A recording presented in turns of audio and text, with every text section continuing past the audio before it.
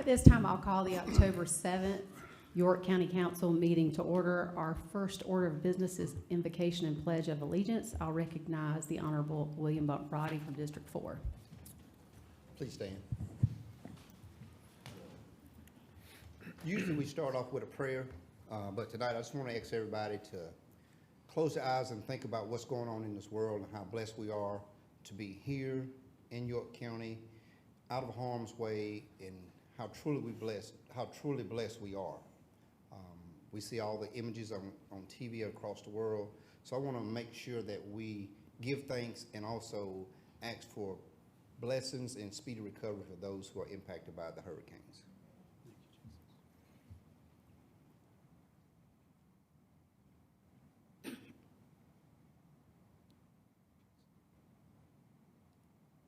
Thank you. Now the Pledge of Allegiance. I pledge allegiance to the flag of the United States of America and to the republic for which it stands, one nation, under God, indivisible, with liberty and justice for all. On the heels of what Councilmember Roddy has said, this is our first meeting since the Hurricane Helene.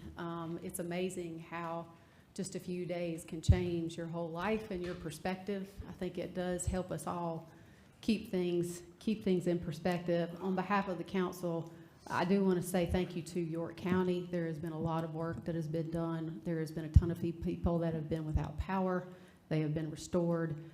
Greg Suskin, Josh Edwards, and the folks at the county have done an amazing job in emergency management services to help us get back on our feet.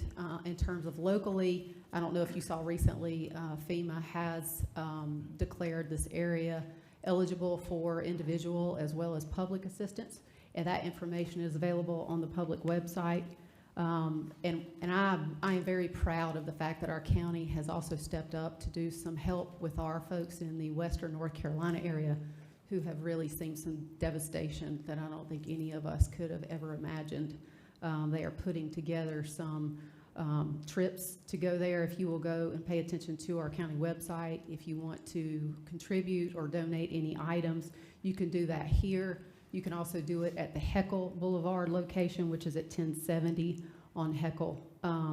They're going to have several times that they're going to deliver that, and you're certainly welcome to contribute if you'd like to do that. And I know that they certainly are in our prayers and in our thoughts. It comes in times like this that you see the people pull together, and that's what means the most, the people pulling together to help each other. Tonight, we do have oath of office for newly appointed board and commission members. When I call your name, if you'll please come forward and stand in front of the podium, our county attorney will meet you in order to swear you in for the board or commission that you've been appointed to serve on. We have Richard Roach, Bethesda Fire Tax District Board, Teresa Steele, York County Forever, District 5, Janet Clausen, Employee Grievance Committee. And as you make your way forward, let me just say thank you so much for your willingness to serve. Two of these folks are actually serving my district, and I appreciate the work that you do. And I know that our council as a whole can't thank you enough. We can't do the work of the people without you being here. And you rarely get thanked. You certainly don't get paid for the work that you do. But we thank you very much for the work that you do on behalf of our people.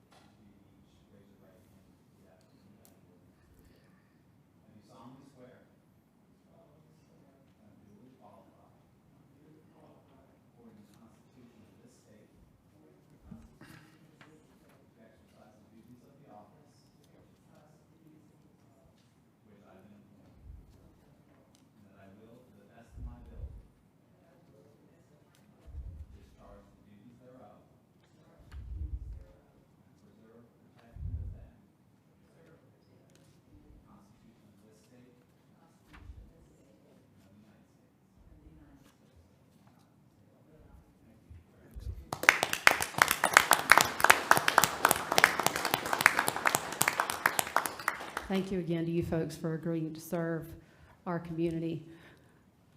At this time, we move now to the appearance section of our agenda. The first item is for council and staff, and I'll recognize Carlton Carter, who will come forward to recognize Tammy Ledford on her service and retirement with York County Public Safety Communications.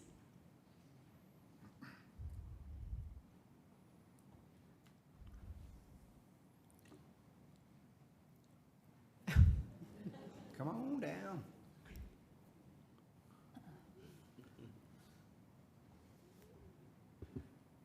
Hello? Okay. All right, good evening, everyone, members of county council and citizens, and of course, some of our telecommunicators that are in here as well. Just wanted to take a few minutes to speak about Tammy. And so a little bit about Tammy. When she first came to work with us, Tammy's the reason that I have these gray hairs right here. And why I'm bald-headed now, because I was always rubbing my head and, you know, because I was a newly appointed shift supervisor. And so Tammy came, she was assigned in my shift.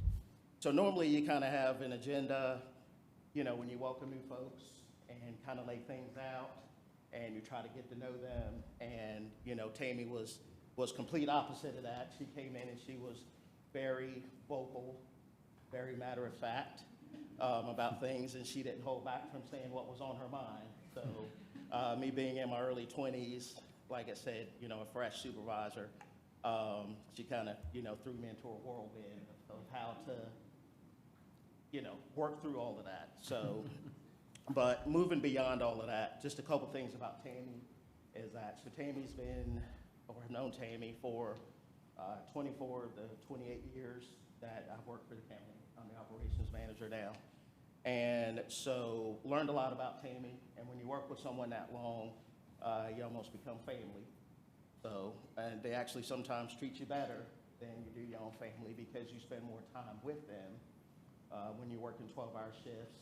And then we also have to work overtime and all of that. So, you know, we had that connection at work, but then we also had a connection through the fire service, because I volunteered with the Newport Fire Department.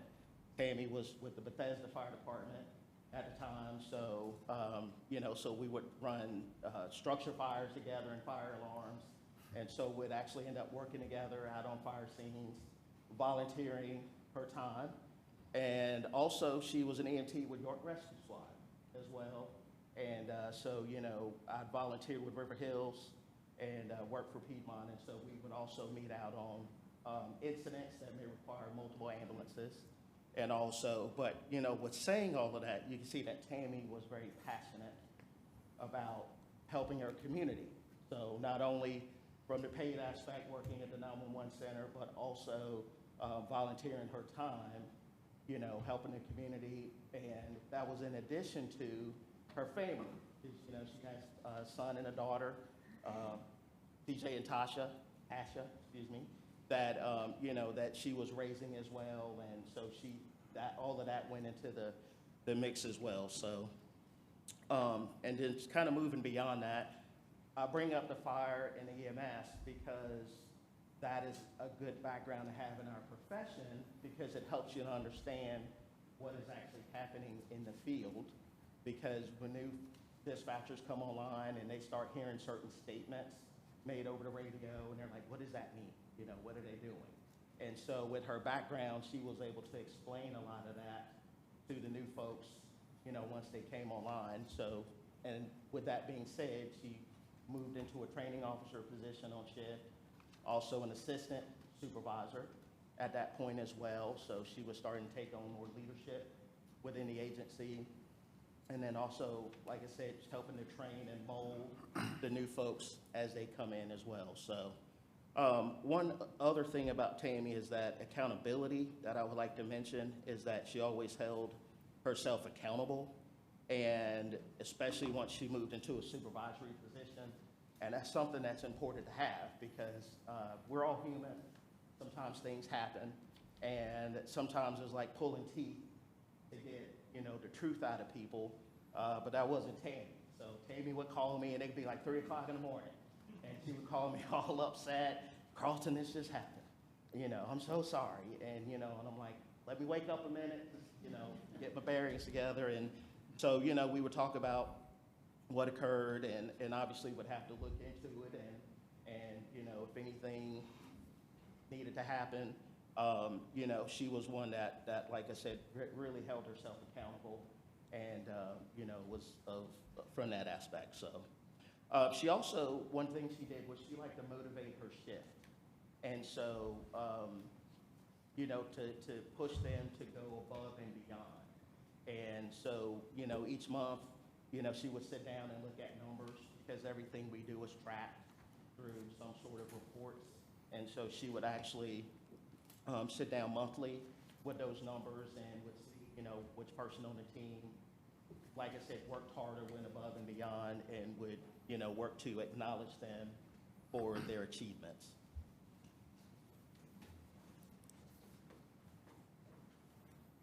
Okay, so I think I hit on all my important points there, because I know you do have a meeting after this, but we would like to say thank you very, very much to Tammy for her 24 years of service. And I also want to mention about her dedication. So we mentioned the hurricane. So Thursday night, which I came into work Thursday night, Tammy was working Thursday night. In addition to Jordan, that's sitting back there, assistant supervisor. And so the storm hit right at shift change, for us. And so we thought we were going to be okay, but we weren't okay. So the phones just completely just blew up, ringing off the hook. And which you all know from being citizens here, and you saw, or some of you I'm sure probably experienced some effects of the storm. But Tammy, in addition to a couple of others, Tammy actually offered to stay over, for several hours after working a 12-hour shift, and she went and got onto another console where she was just working as a call taker. And so that, like I said, just tells you the dedication that she had, that it wasn't, well, my shift is over, I'm going home, that she actually offered to stay over. And then in addition to that, she was always very flexible and adaptive to change. So when we started, everything was written on paper. So we wrote everything down. And we had like 3 radio channels. And so as things progressed, we actually got what we call the CAD system. And so where we started to enter the information into the CAD system. And, with that, and that was the Greenstream CAD for the AS400, that folks that are familiar with that. Well, we shifted from that to Windows-based.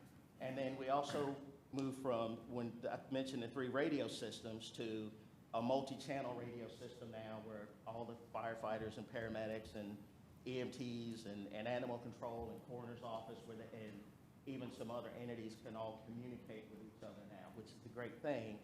But Tammy worked through all of that. And then we also consolidated, because when we were hired, 911 was under emergency management. And so they actually, and I don't remember the date at this point, but basically they took the 911 folks from emergency management, the dispatchers at the sheriff's office had, and they brought us together to make public safety communications. And so the reason for mentioning all of that is because every little step that has occurred over the years, we always lose a handful of people. Because they're like, I don't want to talk to the police, or I don't want to deal with the firefighters. Or I was at the sheriff's office, and I knew when a call came into the sheriff's office, it was for me. And now they're having to be on the front end of that, of taking a call that somebody's baby is breech, or someone's been shot. And so I bring that up about Tammy because Tammy worked through all of that. Like, she never missed a beat. That every time something happened, Tammy was there to work through it, to adapt. And so that alone is something to acknowledge, because there's a list of this long, not exaggerating, of folks that have left us to go do something else because that wasn't for them and they weren't about change. So, but in saying all of that, on behalf of the county council, we'd like to present Tammy with a clock to say thank you. Thank you, Greg. Excellent.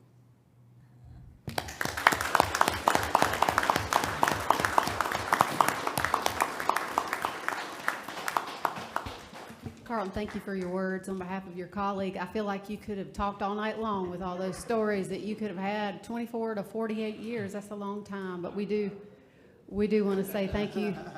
Thank you, Tammy, for your service to the county, and we appreciate, the public safety communications is one of those areas where you have to have folks that truly speak their minds and serve with their hearts, which it sounds like Tammy did. We appreciate you being here. Any comments? I just want to say real quick, I've been here for quite a while, and that was one of the most heartfelt, outgoing presentation and speeches I've ever heard of an employee. So we have a saying that give people their flowers while they're living, and I think he just gave her a nice big bouquet of flowers for a job well done. So thank you, Tammy. Thank you, Tammy. You left the podium, blank. Here's your moment of truth. If you want to speak, you want to get up and say something, or are you good? All right. Thank you, ma'am. We do now have Beth White with the York County Farm Bureau to thank the council for their continued support. Or her substitute. My name is Bailey Westbrook Edwards, and my address is 1870 Oakdale Road in Rock Hill. So we're here today on behalf of York County Farm Bureau to simply say thank you. Thank you for always listening to us, protecting us, and understanding the importance of agriculture. In the wake of disastrous hurricane and port closures, the need to protect our farmers and our land should be at the forefront of every York County resident and government officials' minds. Thomas Jefferson once said that agriculture is our wisest pursuit because it will in the end contribute the most to real wealth, good morals, and happiness. If the farmer is poor, then so is the whole country. Please know that the farming community is strong and resilient, and we are committed to helping York County and you as our governing body. Thank you again for your time, your continued support, and your commitment to our county. I think I speak on behalf of the entire council when I say I feel like it's our job to thank you and you not to thank us for the work that you do in our community to support agriculture. We do thank you for the work that you do. Thank you. Oh, man. Thank you so much. It's great to see y'all. Thank you. Thank y'all. Thank you for coming. She'll be here. Good to see you. Thank you again. We move now to our public forum session. This is an opportunity for us to hear from folks in the community. We do have a limited number of folks that can sign up. One of the tasks that I have the job to do is to cut you off if you go beyond 2 minutes. Looks like we don't have a whole lot of folks who have signed up here tonight, so I'm hoping I don't have to cut anybody off. But when you come forward, if you will please say your name, give your address, and then if you'll start, when you notice on the screen, when it starts going to yellow and red, when it goes to red, it means your time's been cut off, and you can cut off before I have to do that. I would appreciate that. I will say this, tonight, we typically have a lot of old and new business. Tonight we have 8 public hearings. So if you are here to speak about something that is a public hearing item, you can wait until the public hearing item to speak, and then you aren't cut off. You're more than welcome to do the 2 minutes, or you can do both. We prefer that you stick to one or the other, but that's certainly up to you.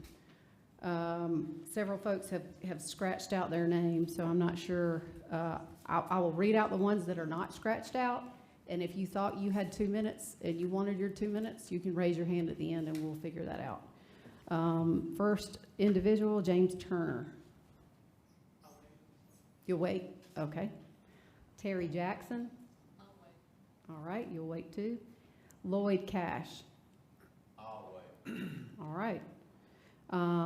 Those are all of the individuals who signed up. If there's anyone who definitely wants to speak for your 2 minutes and can't wait for the public hearing, please raise your hand. All right.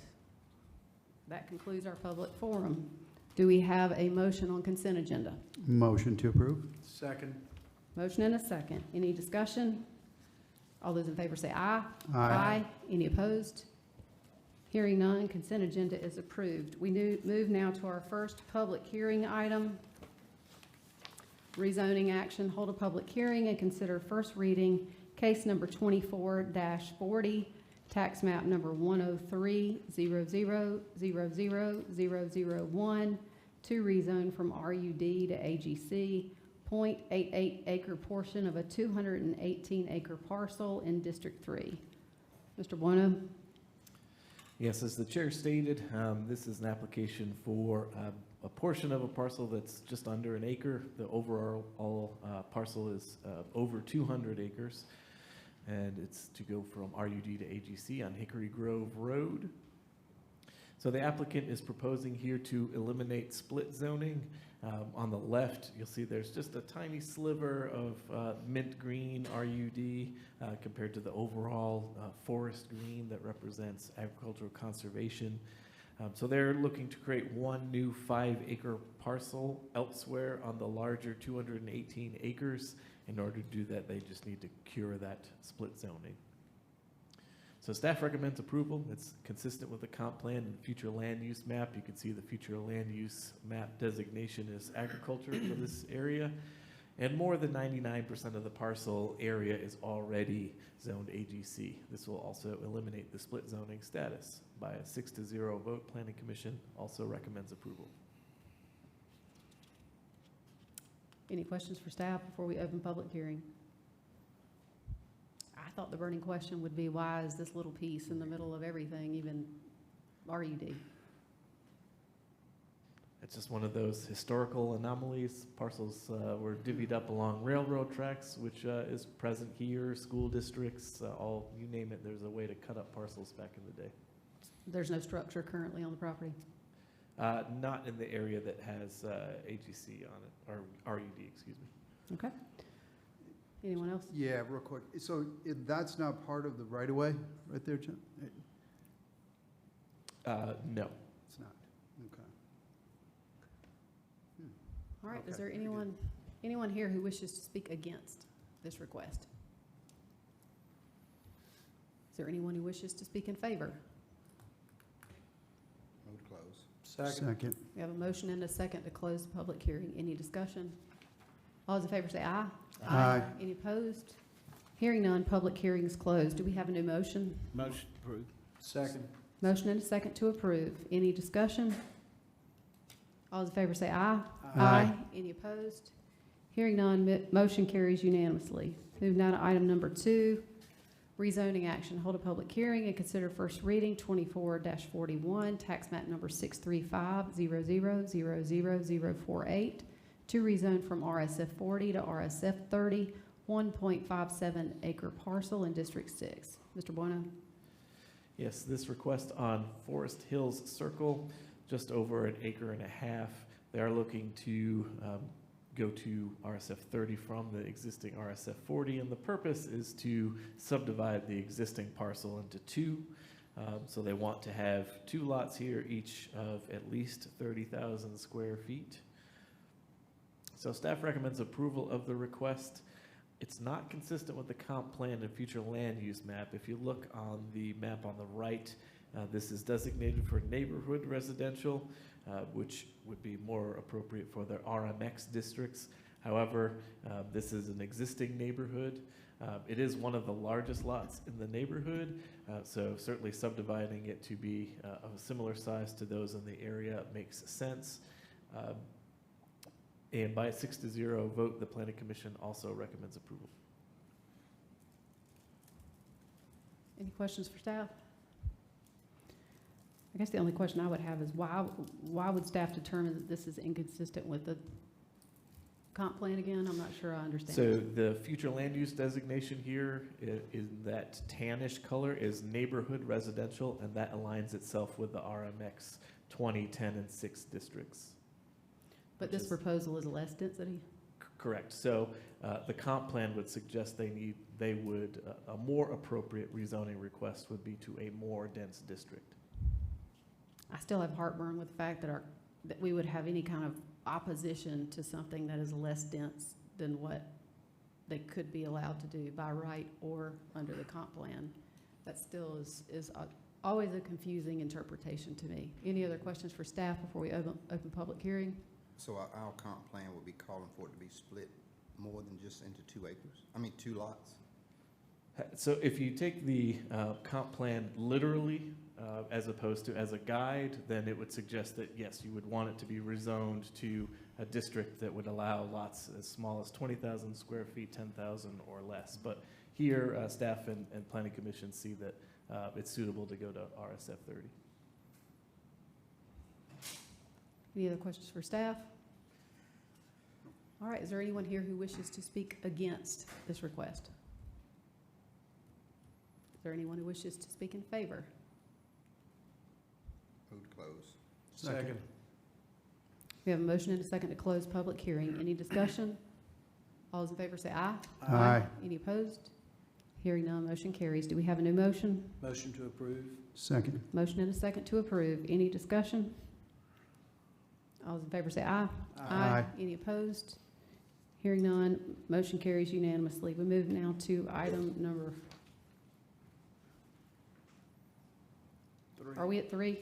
Yes. Rezoning action, hold a public hearing and consider first reading case number 24-42, tax map number 59300000008 and 009, to rezone from RSF 30 to GC, 2 parcels that total 5.2 acres in District 4.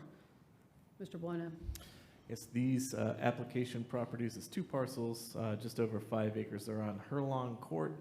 As you can see from the aerial here, this is in a donut hole inside of the city of Rock Hill. So all the grayed out areas in the aerial, that depicts the city of Rock Hill jurisdiction. So the applicant is proposing to develop an event venue on the property. Here's a sketch of what the property owner would like to do there.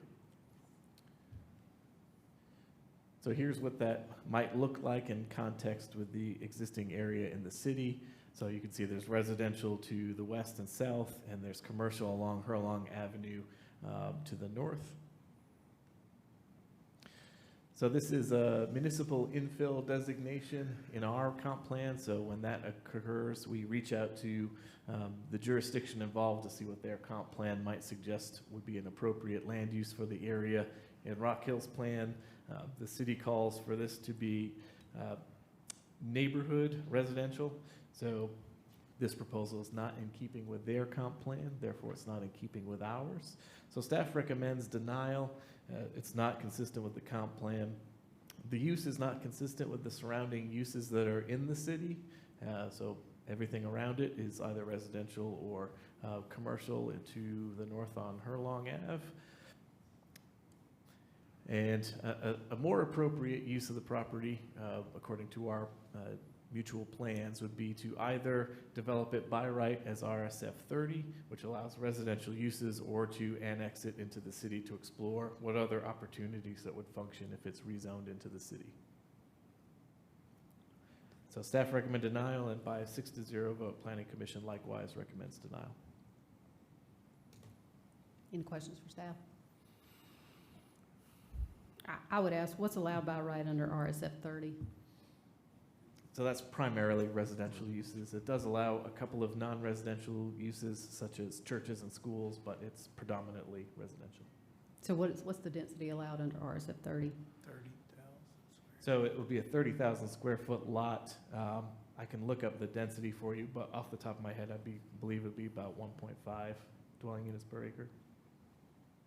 Say that again? Let me confirm that for you. Okay.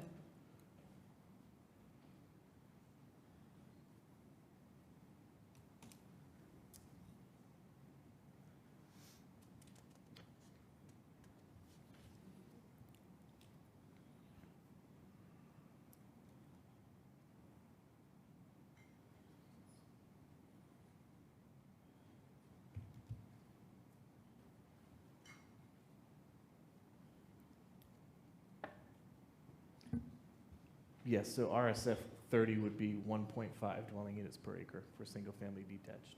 So with 5 acres, that would, you're saying by right, that would allow 7.5 homes? Thereabouts, yes. Okay. Any other questions for staff? All right. Is there anyone here who wishes to speak against this request? When you come forward, if you'll state your name, give your address before you start speaking. Thank you, Council. Peter Beck, Morgan's Glen, Phase 1.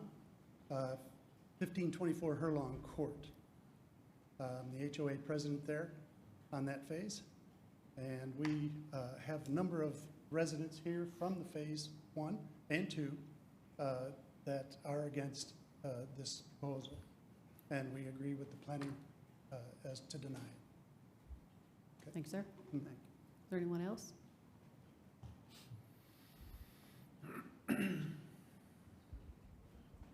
Good evening, James Turner, 436 Tyson's Forest. While we would certainly appreciate an event venue in the area and we hope them success, from a location standpoint, it's just not appropriate. Assuming they are successful, there will be a good bit of noise into Tyson's Forest from their events. If they're not successful, then we end up with a commercial zone that's smack against our neighborhood with no future input on it. So we'd recommend denying. Thank you.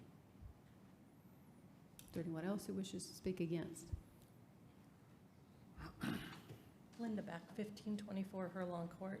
I'm also against in the Morgan's Glen development, mainly because the traffic flow there, it's not conducive to all that traffic coming in for the wedding venue as it is now. We have a hard time getting out of our development right across from the hospital, unless there was some sort of a light, which we have fought against for years to try and get a light there and have not succeeded in that. So that's another concern of ours, is the traffic. Anyone else who wished to speak against?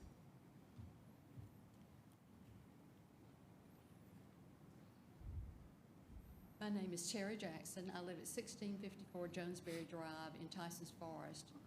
We live in the cul-de-sac on Jonesberry Drive that backs right up to this property.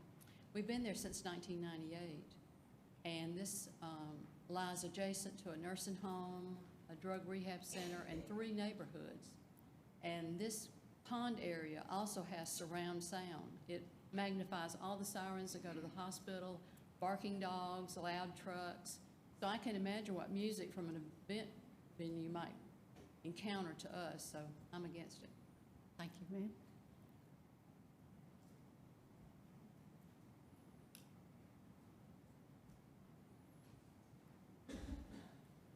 My name is Diane Black, and I live in Morgan's Glen, Phase 1, and we have been there about 8 years now.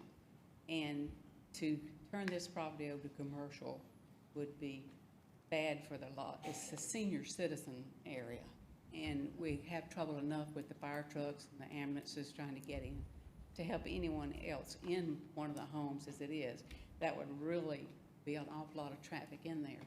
But to leave it as residential, 7 homes would never fit in that property because there is a huge wetland and pond there that was designated by the McGill family to start with to stay as a wetland because of the natural animals and things that are in there. We have deer and everything in there, which is wonderful in the middle of the city. But 7 homes they would have to totally redo that property, even get that kind of homes in there, which would magnify the traffic, all that's all over again. So I'm definitely against all of that.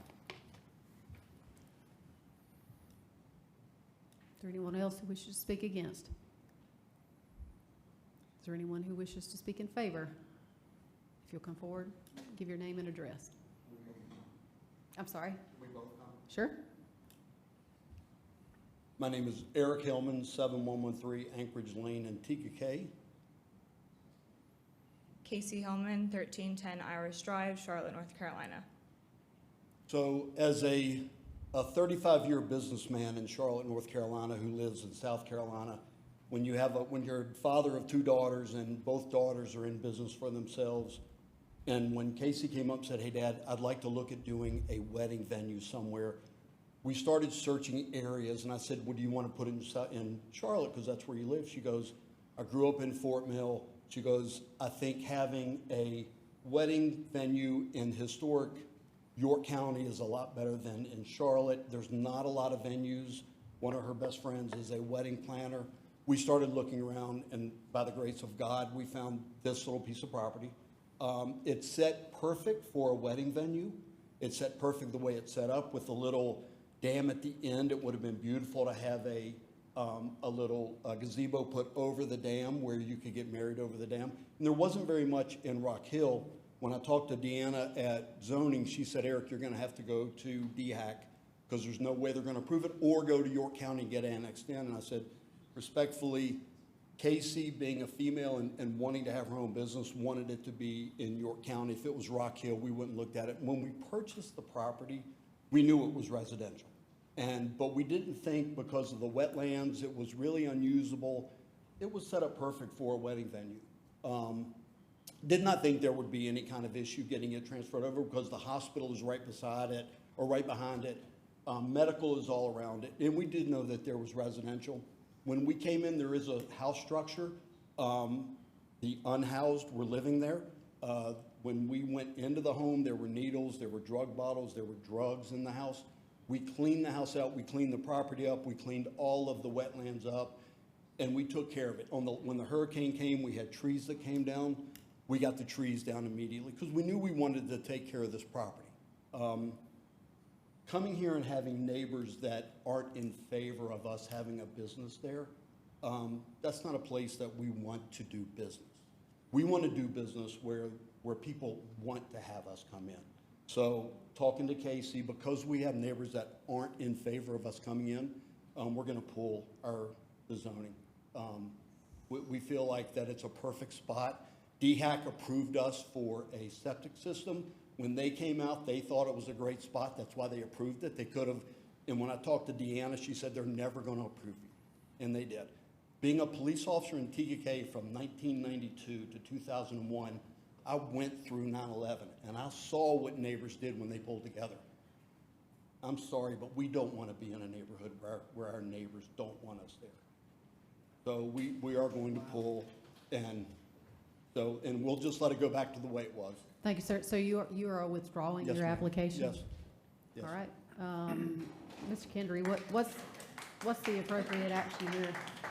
Do we have to take action on this, or is he allowed to withdraw at this moment? He's allowed to withdraw, notify Plains, notified here of record, and maybe confirm it with an email just to close it out. So we need to close the public hearing and no action taken on the main motion?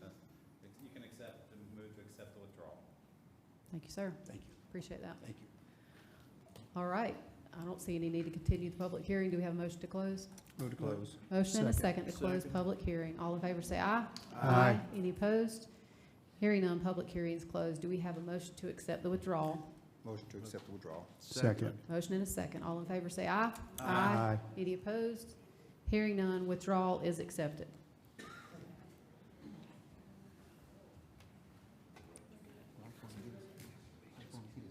Looks like that was the most interesting one tonight.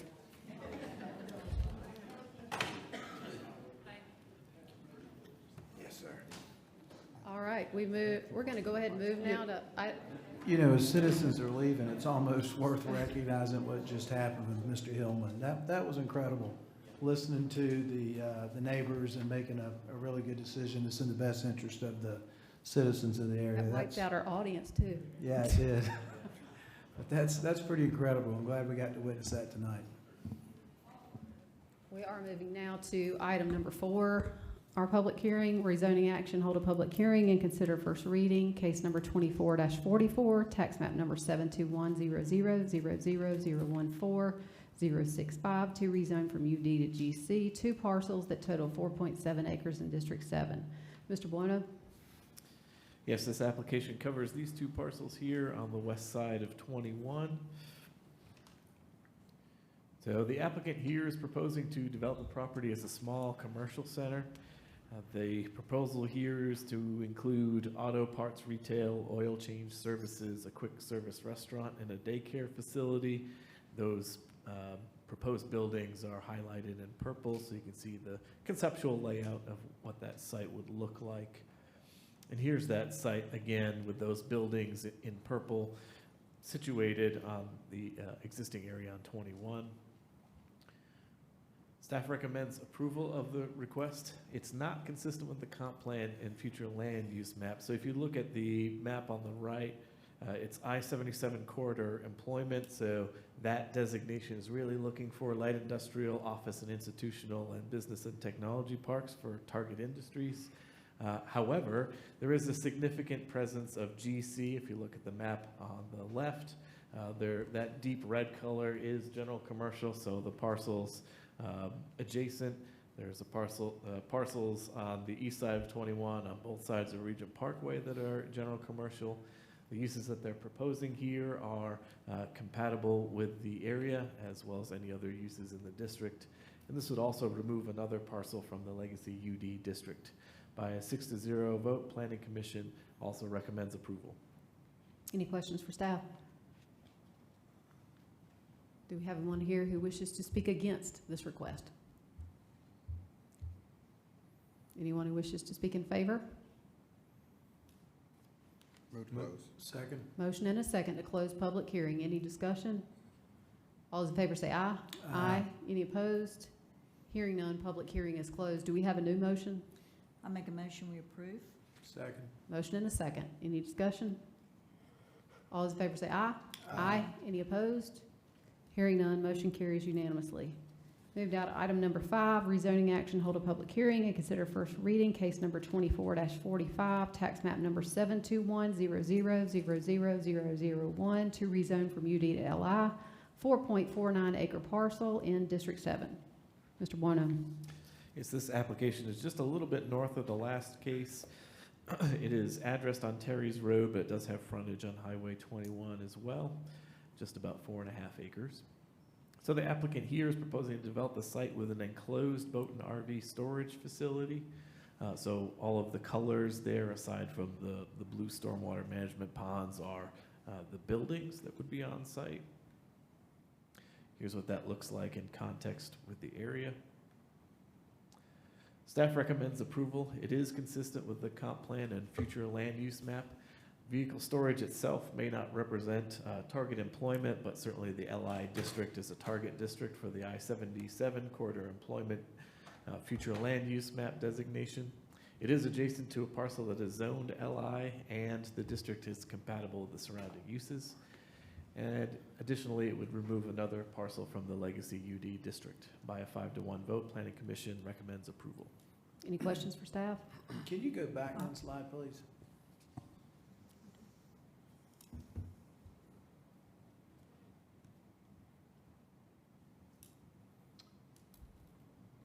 Okay. All right, thank you. Any questions? Oh, Yeah. okay. No, I just I wanted to thought see he if had it a could- question. I thought you had a question. I want to see if it could be aligned differently. I have a question too. Go ahead. Okay, I was just gonna ask a quick question. I know we went through some back and forth a couple weeks ago about storage units. Just out of curiosity, had we went through with our plans to strike this particular zone and make certain ones by special exception, how would this have fallen into what we were looking to do? Would it have still been approved? Would we still been able to do it? Had we made those changes or got on track to make those changes?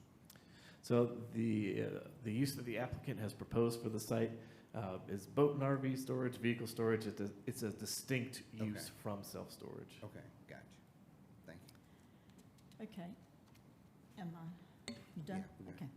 So, Jonathan, are they able to use that Terry's Road? That remains to be determined. That would have to be designed by an engineer, another design professional, when they go to lay out their site plan in more detail. Right now, this is just a conceptual plan for the purposes of rezoning to illustrate their intent for all of you. But when it comes time to design the site, they may have to utilize 21, or they may have an opportunity to utilize Terry's Road. That remains to be seen, but it is quite narrow, the frontage that they have right now on Terry's Road. Yeah. That was Okay. one, same thing. How far does Plus that our go? construction that we're having a lot of fun with right now of 21. It's concerning to have those large vehicles coming out, especially during rush hour. But things could be worse, so I'm going to vote to approve. Historically, UD was allowed, basically it was like the free free space, that's the way I look at it on the Monopoly board, but you could put everything there. And at some point, we started pulling back, getting rid of UD. So what's allowed by right now? In the UD district? Correct. It's scores of uses, so I could certainly list them out and provide them to you in time for second reading. But unless you would like me to read them all out right now, there are quite a few. I guess it'll depend on what the community says when they come forward with that, but I have always wondered what happened to UD and were the folks who own UD, were they given notice of how those property uses were taken away incrementally? But I'll reserve those questions when we get further along in the process. Maybe this is an easy one. Any other questions for staff before we open up a public hearing? Not necessarily a question, but I'll go ahead and say what I was thinking a minute ago when you went back to the previous picture, if you want to roll back one. My concern with self-storage, when we brought this up, and we were talking about 660 and Lake Wiley, was just to get self-storage off of the main road. I'm not going to vote against it because we haven't even discussed this yet. That won't happen until November, but it does concern me that self-storage is so visible when it doesn't really have to be. But when I look at the property, it would be difficult to lay this out any differently, right? I mean, I understand it's laid out for biggest and best use, I get it, but kind of conflicts with what I was hoping we would do in the county after we have that discussion. So I'm just talking. I'm not asking for anything. I'm just sharing my opinion. Any questions for staff? One more question. Did you say it's enclosed? They're enclosed? Did I Yes, hear as that? the applicant has laid out, they propose to have entirely structured parking for all of these vehicles so that all the vehicles will be enclosed in buildings. Any other questions? All right, anyone here wish to speak against this request? Is there anyone who wishes to speak in favor? I'd like to make a comment to the gentleman over there in black. Is that okay? Certainly, if you'll come forward, give your name and address. I'm Richard Roach. I live at 4150 Mockingbird Lane, which is a secondary road. How many feet of road frontage off of 21 are you talking about if you approve this? The state highway, the state wouldn't let me on 324 two different times, two different locations. I had to give 350 feet of road frontage. How much road frontage is with this property? Mr. Roach, the way this works is certainly one of us can make sure to ask those questions when council has the floor, but we'll make sure to ask that question when it comes back to council. Well, I just want to find out how you get by doing it if they're not getting 350 feet of road frontage and they're getting out on a busy highway like 21. Thank you, sir. You see what I'm saying? Yes, sir. It's cost me 2 times already. Thank you. Is there anyone else who wishes to speak against? Is there anyone who wishes to speak in favor? Can I address real quickly? I'm Tom Daniel, 2940 Cary Forest Parkway, Tallahassee, Florida, and we are the people that want to put this here. And I just wanted to go over with you, this is not self-storage. The buildings are not self-storage buildings. You don't have we do that, but it's not here. This is enclosed. We call it boat and RV storage. 50% of that will be antique cars. These are all climatized. So we get labeled a lot of different things, and we're kind of an aberration. We've done about 15 of these across the country. Our architecture along the frontage will meet your ordinance, okay? We will not have, if we won't have your standard metal, we will meet your guidelines, because as we understand along 21, we want to look nice. So anyway, I wanted you to know that. And we're going to work with staff, we're working with the neighbors, and we're working with South Carolina DOT to come up with the best location for our entrance. You might have, where it's unmanned, and you may only have 1 or 2 vehicles at our highest. So it's all enclosed, fully secured, cameras, but we will, you know, we are going to do our best to make sure we meet all of your, we're not trying to get out of your guidelines and, you know, just with all the uses around. So anyway, wanted Thank to you. say that, yes. Anyone else wish to speak in favor? Move to close. Second. Motion and a second to close public hearing. Any discussion? All in favor say aye. Aye. Any opposed? Hearing none, public hearing is closed. Do we have a new motion? I make a motion that we do approve. Second. Motion and a second. Any discussion? I would like to ask the question that the gentleman asked. What is the road frontage requirement for a facility of this nature? So required road frontage is for the purposes of subdividing. So there's no subdivision being proposed here. The parcel is already in existence. They're not proposing to subdivide. So the frontage that they have, they would be able to utilize. Now they would have to design any entrances to meet the South Carolina Arms Manual. So they would certainly have to abide by that, but they're not looking to create a new parcel here. What is the road frontage requirement for UD or LI? That'll take me a little bit longer to look up than the density question earlier, so I can provide that for the next reading. Okay, I'd like to have that. I think folks in the community are looking to kind of understand perspective-wise what the road frontage requirements are. So I would like to have that listed in the staff report at second reading. Wouldn't you need to know what the gentleman's zoning was, AGC, RUD, though? Because that's I going to think be a that's for little him different. to determine. All I want to know is what's Okay. the road frontage Fair requirement enough. for the use that they're requesting. Yeah, fair enough. I'm sure he's gonna meet it. Mhm. All those in favor of the motion? Say Aye. aye. Aye. Any opposed? Hearing none, motion carries unanimously. We're moving on to item number 6, rezoning action, hold a public hearing and consider first reading case number 24-46, tax map number 231-00-00005 to rezone from AGC to RUD, 2.5 acre portion of a 5 acre parcel in District 3. Mr. Bueno? Yes, this RUD to AGC request is covering half of this existing parcel on Burris Road. So they are proposing to rezone the front portion to RUD and leave the back portion in the AGC district, and then combine that remainder portion with the larger parcel that's labeled as 025 here. So looking to create one new 2.5 acre parcel in RUD, and then combine that balance of that acreage with the larger parcel behind it. So staff recommends approval with a condition. This request is not consistent with the comp plan and future land use map. If you look at the map on the right, it's entirely in that agriculture green, so that would seek that AGC district.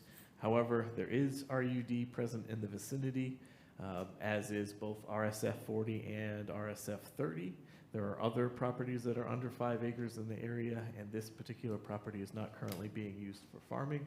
By a 6-0 vote, Planning Commission also recommends approval with that same condition, and that's our standard conditional of approval, that the property has to be subdivided so that only one district is encompassed on each parcel after a rezoning is approved.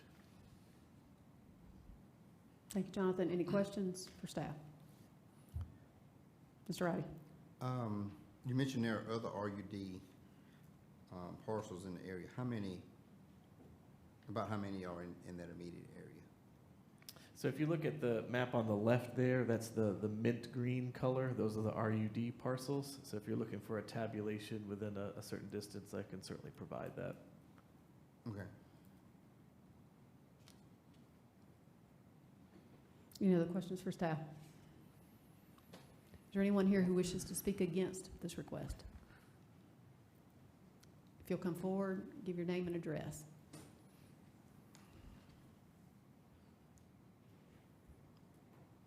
Name's Johnny Rowland. I live at 527 North Burris Road. It's always been agriculture out there. You know, we have a lot of people that has farm animals, and my kids personally, you know, we have several dogs, and chickens and stuff, you know, and I'd like to keep it the way it is. So, I do appreciate it. Thank you, sir. Is there anyone else who wishes to speak against?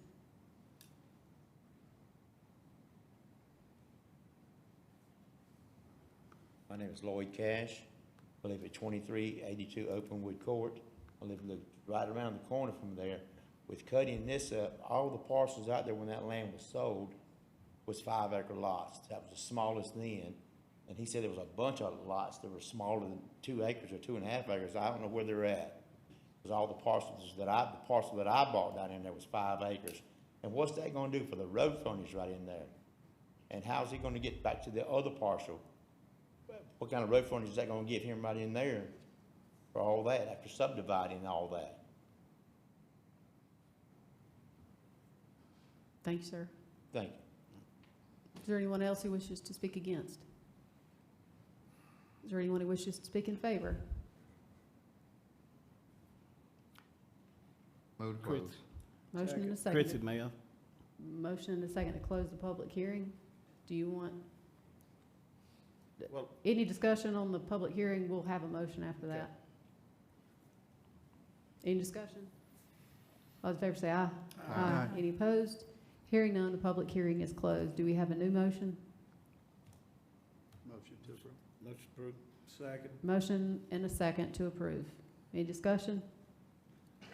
Yeah, I reached out to Mr. Williams. The neighbor is buying that parcel. This is sort of kind of a perfect example of us not having in-between for people on ag. The resident is still going to live there, which I know the parcel also, and most of that's hills and gullies, but his neighbor wanted to buy it, so he'd own all that bigger parcel. And the gentleman, when I talked to him on the phone, he seemed like an older gentleman, but I would rather see it go to RUD than to go to any of that FS, smaller density that's across the road there. So, in other words, there ain't gonna be no road frontage other than what's already there on the small partial. I guess I do need to make one clarification. Was the motion made to approve with the condition as noted by staff and county management? The condition being that it must be subdivided so no more than one zoning district is applied to that parcel. I think you made the motion, and there were a couple of folks. Is the condition included on that? Is that yes? Yeah. You made the motion? And the motion and the second, just to clarify. Any other discussion? I have a question. So, to speak to the gentleman's point about that back portion that's not gonna get rezoned, did I hear that that back portion is gonna now be included in the larger portion? To make it one? Yes, sir. It's area to be combined with 0025, so you have this 2.5 acre tract up front. The back half is gonna go with the existing lot to the side, correct? Yes, that's correct. Now, by doing this one to 2.5, what are we looking at down the road if they wanna go, if somebody else in the area wants to go down to 2.5? And being in the midst of AGC? Because I know we have a lot of conversation about protecting AGC, not going to higher density, and if we're allowing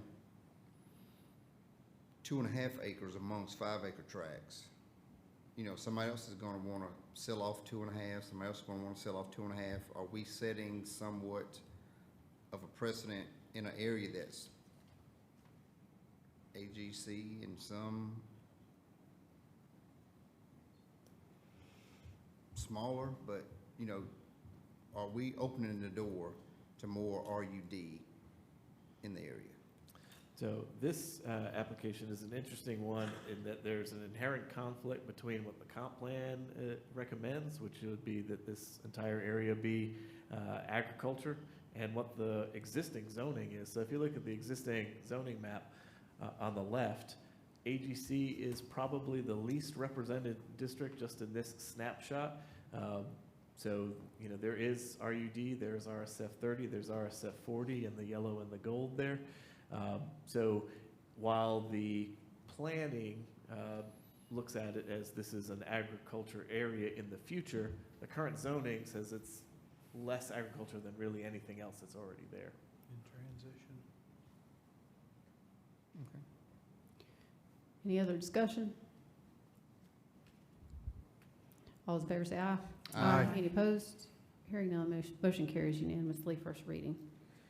Move now to item number 7, rezoning action, hold a public hearing and consider first reading case number 24-47, tax map number 24-47, tax map number 753000042 to rezone from RSF 40 to RUD, 0.42 acre portion of a 31.58 acre parcel in District 5. Mr. Bueno. Yes, this request on George Dunn Road is a very small downzoning for some split zone areas that are on this parcel. So what the applicant really is proposing to do here is to subdivide this existing parcel into 2 separate pieces, one that is about 24.5 acres, another that is 7 acres. The problem is that they've got RSF 40 on some of that property amidst the majority that is RUD. So in order to ensure that both new parcels are one zoning district, they would rezone here to get rid of that split zoning status. So staff recommends approval. It is consistent with the comp plan and the future land use map of rural residential here. The vast majority of the parcel is already RUD, and it eliminates that split zoning. By a 6-0 vote, Planning Commission also recommends approval. Any questions for staff? Nope.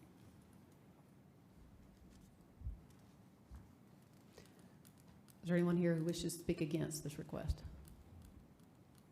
Is there anyone who wishes to speak in favor? Move to close. Second. Motion and a second to close public hearing. Any discussion? All those in favor say aye. Aye. Any opposed? Hearing none, motion carries unanimously. Do we have a new motion? Yeah, motion to approve. Second. Motion and a second. Any discussion? All those in favor say aye. Aye. Any opposed?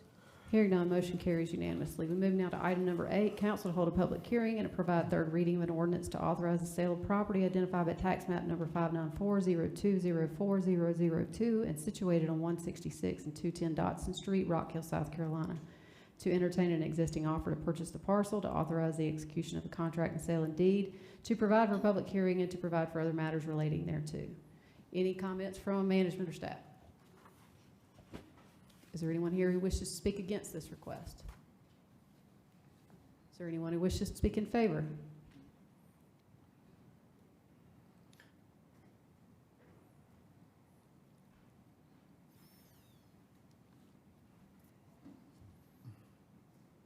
My name is Bakari Rollison. I live at 767 Rivercrest Road, Rock Hill, South Carolina. I do a lot in the community as far as football and sports, and I do some things for prevention programs as well. I looked at that property and I see where we could have a lot of room for advancement in the community as far as prevention programs and also teaching individuals about college recruiting, parents on what is needed for college recruiting. A lot of people think because they get offers they're going to go to that college. That's not so.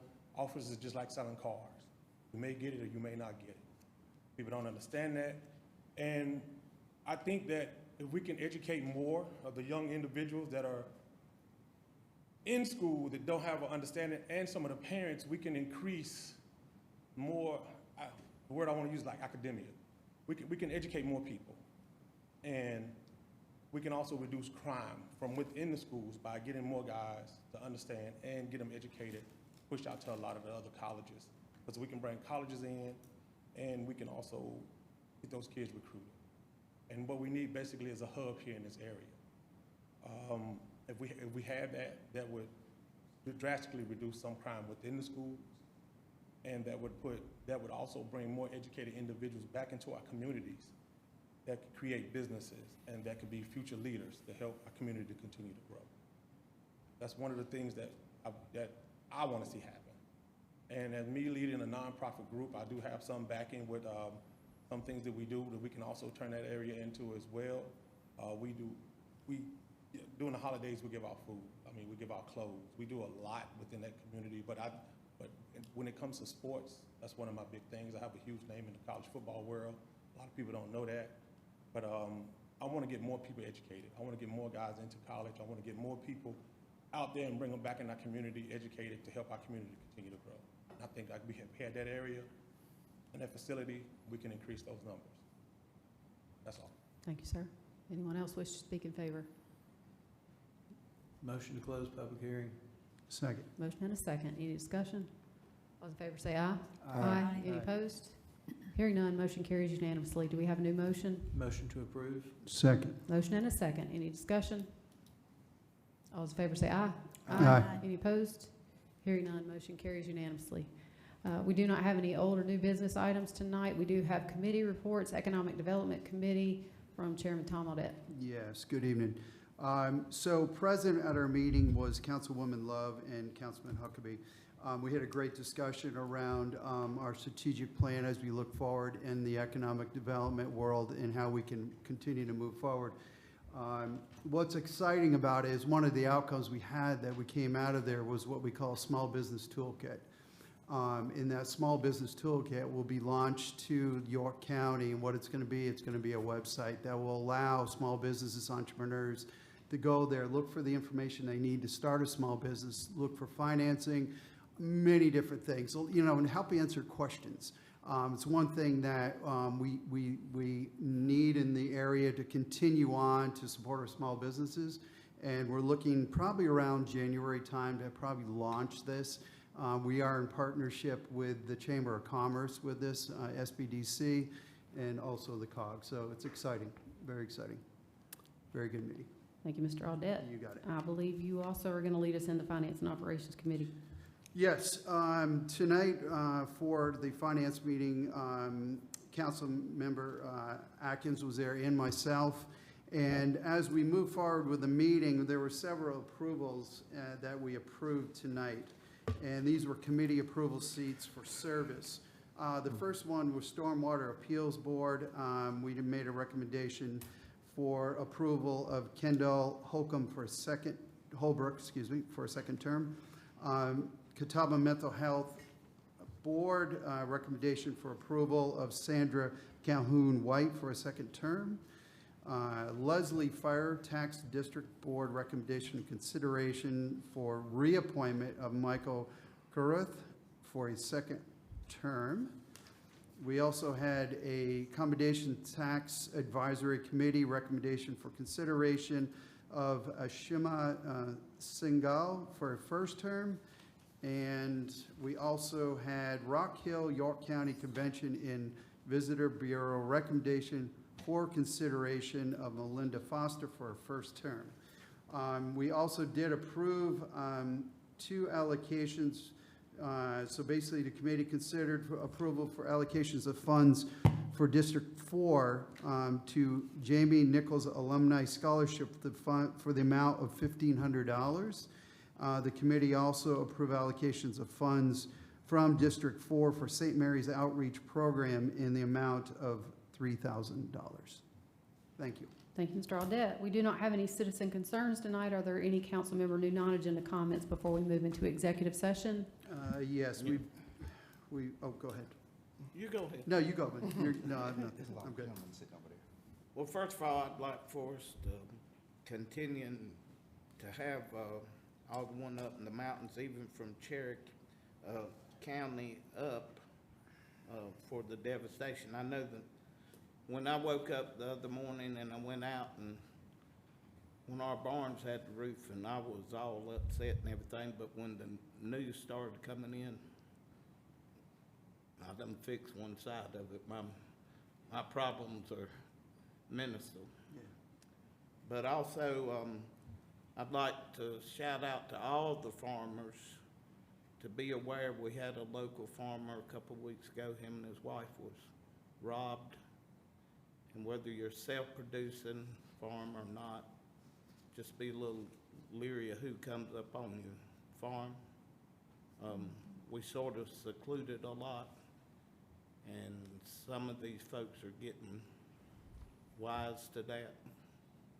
So just urge them to keep an eye out, and hopefully the sheriff's department, we're gonna have some meetings, and that's about it. Yeah, I would just like to say that my heart is with our folks in the mountains, but my heart is also in Florida, because I have a lot of friends, a lot of friends right now that are, I just got a text from one of them stuck in traffic trying to evacuate the Tampa area. So if we could speak to, if everybody would just remember that area tonight in prayer. And we all have stories. I know that I've been glued, unfortunately, to my Facebook page. But this afternoon coming in, I just heard a heart-wrenching plea from a teacher in Black Mountain. She said, number one, we don't have a school for the kids to go to. But number two, if we could find a place, we need teachers. We're missing 24 teachers. We don't know if they're dead or alive. And that sobers you up, that those kids are missing their teacher. They don't know where their teacher is. But anyway, so we just continue to pray, and we, as a family, support Samaritan's Purse. I hate to single things out, but they're a wonderful group. You know that I think it's 99.9% of their donations go directly to the devastation. Thank you. So this is going to be a couple shout outs in the talk about, again, the event that occurred here with the storm. But I first want to give a shout out to York Electric Co-op. The work they did over the last days that occurred with the storm was phenomenal. They worked through the night. Linemen were out there.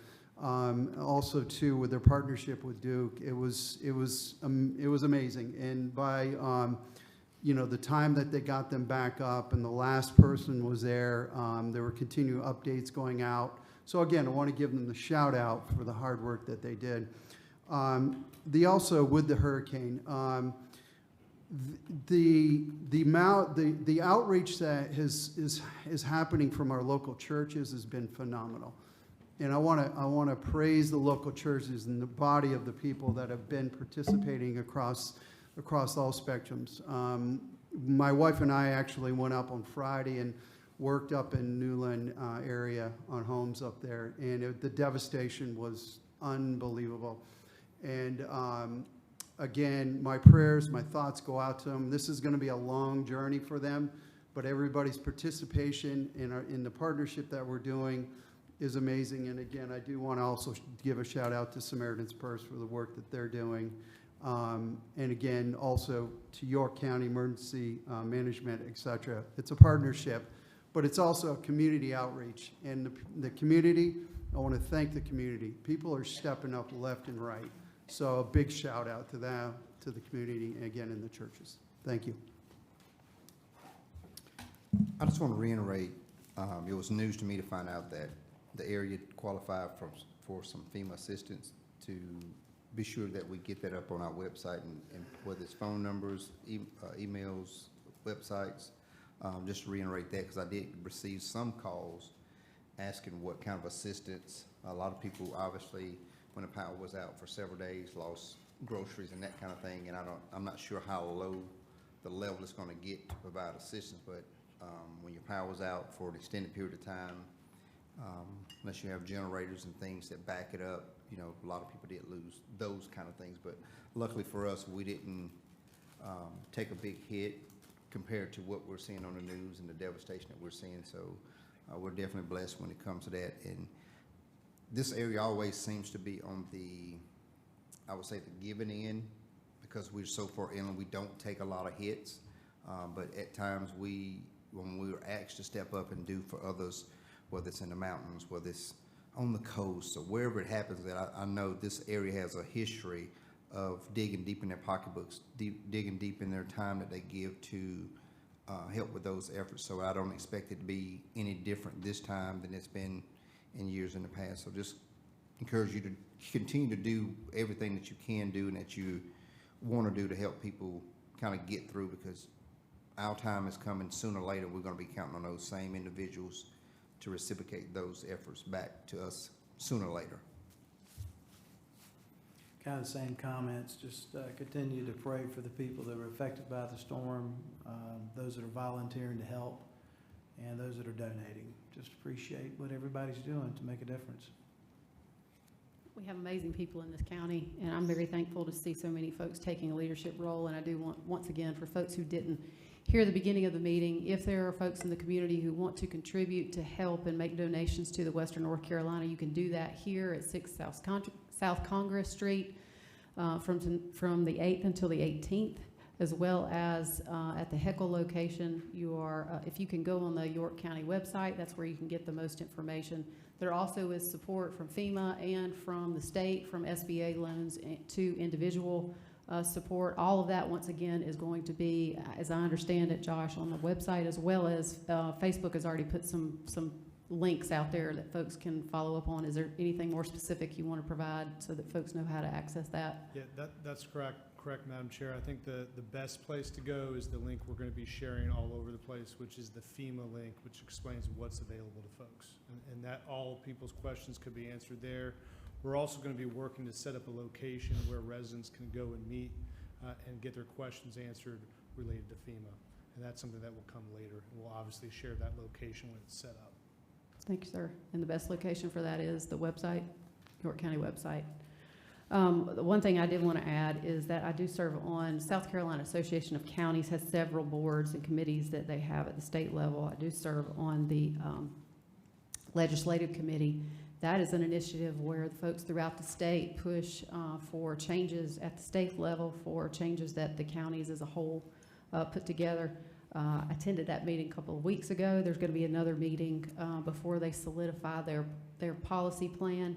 One of the things that they were focusing on, which I think is important, especially in our area, is really honing in on these annexation issues, trying to eliminate the 75% rule, as well as eliminating forced annexations. Folks who currently receive water and sewer services, some of those folks are being coerced into giving up that or suggesting that they would lose those rights if they didn't annex.